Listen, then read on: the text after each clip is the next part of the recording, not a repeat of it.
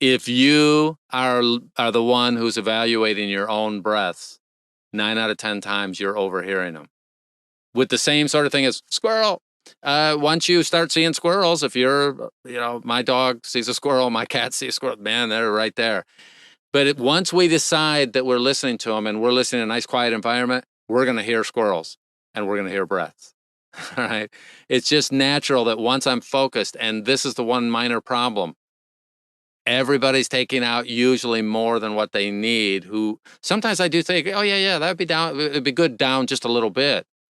And they're taking it down a lot. And I ran into a gentleman yesterday who was just taking it down. It's like, whoa, the proportions are just, you don't need to take them down that much. And he was doing so much. The other thing is, by the end of the year, he won't get as many performances in because he's now editing out all this other stuff. And if you're going to do that, that's where you hire an editor. Okay. But make sure you pay him well enough because it takes him a lot of time to do that. So you don't need to do that. You can solve it with your performance. You can make it a much better and reduce how many breaths you need to take out. And I know now, first off, I don't edit any of Donnie's. I haven't for years.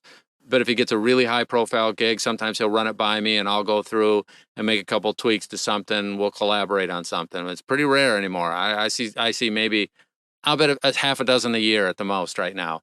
And when he sends those to me, I kind of realized, oh yeah, I don't have to deal with any of these breaths anymore. I don't have to deal with all these things because he's built it into his performance from performing a lot.